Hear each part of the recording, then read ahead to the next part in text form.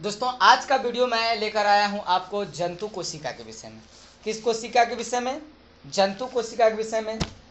इसको बताने से पहले मैं दो शब्द आपको पेश करना जा रहा हूं, गौर से सुनिएगा जनाब।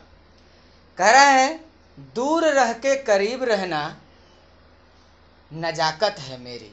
दूर रह के करीब रहना नजाकत है मेरी। याद बनकर आंखों में बसना शरारत है मेरी।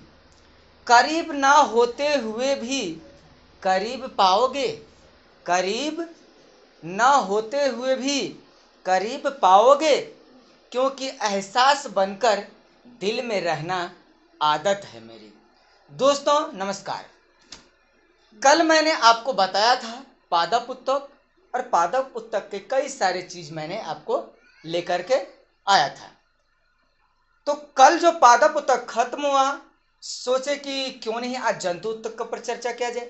तो जंतु उत्तक का मैं आज आपके सामने पेश कर रहा हूं, तो आप बने रहिए वीडियो पे।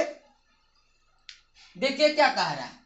जंतु उत्तक मतलब कि जानवर और मनुष्य दोनों में 4 प्रकार के उत्तक पाए जाते हैं। पहला आता है एपिथेलियम। क्या आता है? एपिथेलियम उत्तक। दूसरा आता है संयोजी उत्तक। आप पढ़े भी होंगे 9th क्लास में, 10th में भी पढ़े होंगे। पेशीय उत्तक। सर जी पेशीय बल, तो पेशीय बल अलग है, बल अलग चैप्टर, अलग किताब, अलग विषय। तंत्रिका तंत्र या तंत्रिका उत्तक भी हम कह सकते हैं। तो आज जो है पहला यही पढ़ेंगे हम लोग, एपिथेलियम। क्या जानेंगे? एपिथेलियम के विषय में। देखिए क्या कह रहा है एपिथेलियम में। कह रहा है इसमें एपिथेलियम में ये उत्तक जीव शरीर का बाहरी और भीतरी रक्षक आवरण बनाते हैं। जैसे पेड़ पौधा है या फिर मनुष्य है। पादप उत्तक का शरीर जो है पादप कोशिकाओं से बना हुआ है। जंतु उत्तक जो है, जंतु का शरीर जंतु उत्तक से बना हुआ है।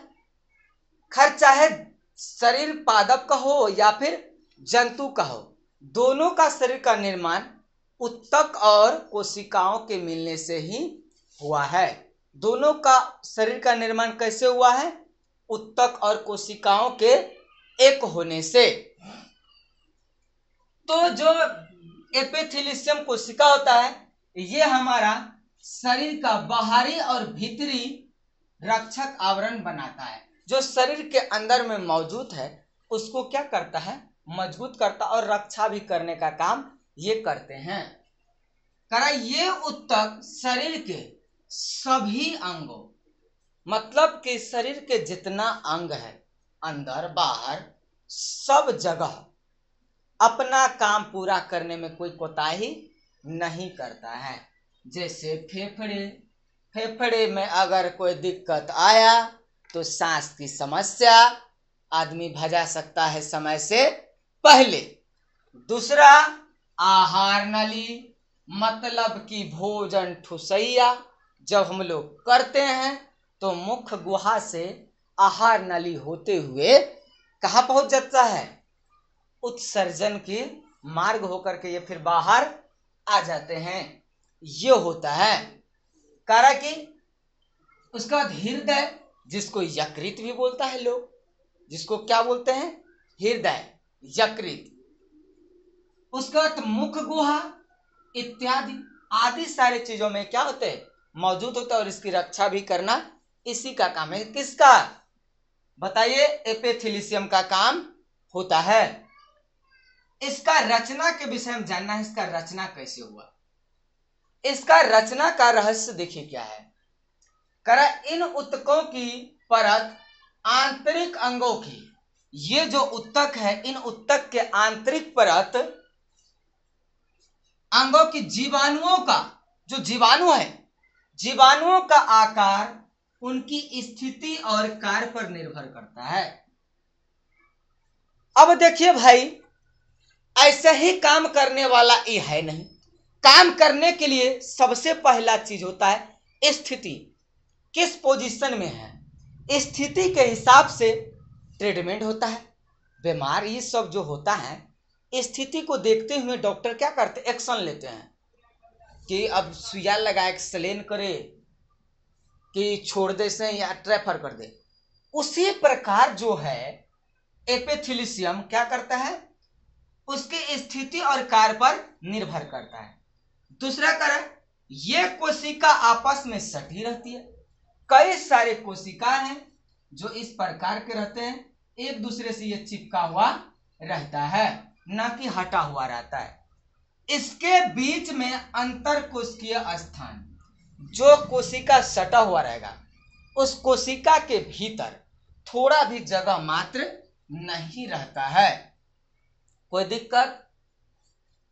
इन कोशिका का निचला जो कोशिका होता है उसका निचला सिरा अकोशीय, मतलब उसमें कोशिका नहीं, आधार झिल्ली पर टिका रहता है, यानी बिना कोशिका के ही वो क्या करता है, टिका हुआ रहता है। कोई दिक्कत? तो आज हम आपको बताए क्या, जंतु उत्तक के विषय में। जंतु उत्तक का कार्य भी देखिए क्या है, जंतु उत्तक के कार्य को भी समझा जाए। इसका एपिथेलियम क्या है ये बता दिया, इसकी संरचना के विषय में बता दिया, अर्थात रचना के विषय में, इसके कार्य के विषय में भी हम बता रहे हैं। देखिए आगे हम क्या बता रहे थे, कार्य बता रहे थे। किसका कार्य बता रहे थे, आपको नहीं पता है तो हम कार्य बता रहे थे जंतु कोशिका के विषय में। और जंतु कोशिका में पहला आता है आपका क्या, एलेथेमिसियम, क्या आता है, एपिथेलियम। इसी के विषय में मैंने चर्चा किया था। तो देखिए क्या कर रहा है, इसका जो कार्य होता है, कह रहा इन ऊतकों की परत, किसकी, जो इनका परत होगा, इन ऊतकों की परत आंतरिक अंगों की जीवाणुओं, क्या जो अंदर से जीवाणु है उस जीवाणु और रासायनिक पदार्थों या फिर हानिकारकों से आंतरिक ऊतकों की रक्षा करती। क्या करते, जो भीतर ही भीतर घात करता है उसको सही करके रखना और सुरक्षा पहुंचाने का काम कौन करता है, कौन करता है, एपिथेलियम करता है। कौन, एपिथेलियम का काम है ये सब।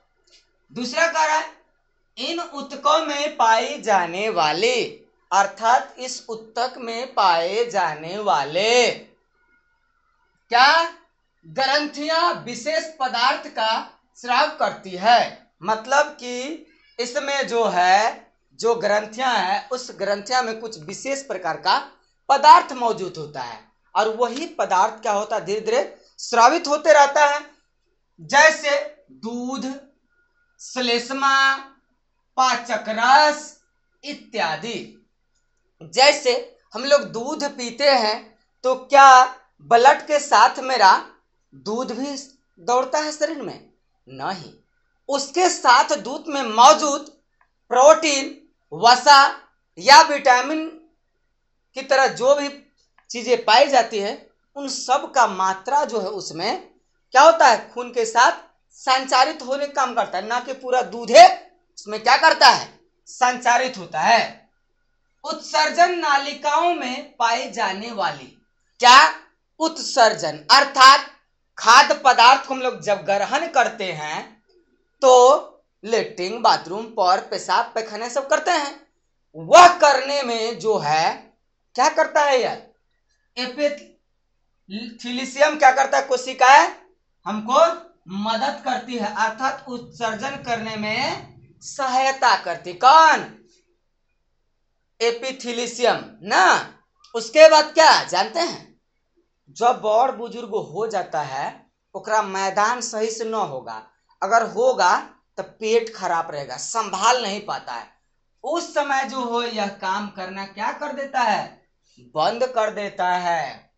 करा इन ऊतकों की कोशिकाएं, अर्थात इन ऊतक की कोशिकाएं तंत्रिका आवेगों की ग्रहण करती है। क्या करती है, तंत्रिका, तंत्र भी हम जिसको कहते, तंत्रिका आवेगों क्या करती है, ग्रहण करती है। मतलब कि एक जगह इकट्ठा करके काम करने का काम कौन करती है, एपिथेलियम करती है। कह रहा है कि जनन अंगों में पाई जाने वाली जो जनन अंग है अर्थात वेजेना एंड पेनिस, जितने भी जंतु है, जीव जंतु, सब में नर और मादा है, मतलब स्त्री और पुरुष, महिला और मर्द ना, तो सब में जो है क्या है, जनन अंग है, पेनिस और वेजाइना। तो दोनों का काम जो है क्या है, जनन करने में सहायता करता है, अर्थात जनसंख्या वृद्धि करने का यह क्या है, एक यंत्र है। क्या है, जनसंख्या वृद्धि कराने का क्या है, अंग है, क्या, पेनिस और वेजाइना। कह कि पाई जाने वाली एपिथेलियम उत्तक युग्मों को उत्पन्न करते हैं। मतलब ये क्या करते हैं, जनन अंगों में एक प्रकार का कह सकते हैं हम लोग कि जो युग्म होता है उसको क्या करते हैं, उत्पन्न करता है। तो ये तो पता चल गया एपिथेलियम 4 प्रकार के होते हैं। आप एक स्टार देख के यहां लिख सकते हैं कि यह 4 प्रकार के होते हैं। कितने प्रकार के होते हैं, 4 प्रकार के। कितने प्रकार के, 4 प्रकार के। तो पहला प्रकार इसमें क्या है, सल्की एपिथेलियम। क्या है, सल्की एपिथेलियम। अब देख सकते हैं एक दर्रे नुमा और छिल्ली झाग की तरह पड़ा हुआ है। एक क्या है, बेसमेंट झिल्ली है। क्या है, बेसमेंट झिल्ली। इसमें मौजूद जो है केंद्रक जीवद्रक पाया जाता है। क्या पाया जाता है, सल्की एपिथेलियम में क्या पाया जाता है, केंद्रक जीवद्रक, जो बेसमेंट झिल्लियां के द्वारा तैयार होता है। दूसरा था घनाकार एपिथेलियम। दूसरा क्या है, घनाकार एपिथेलियम। तो आप देख सकते हैं क्या है, घनाकार एपिथेलियम ना। तो इस प्रकार ये क्या करता है, अपने काम में लगे हुए रहते हैं। और 2 को बचा हुआ है, हम अगले दिन इस पर चर्चा करेंगे।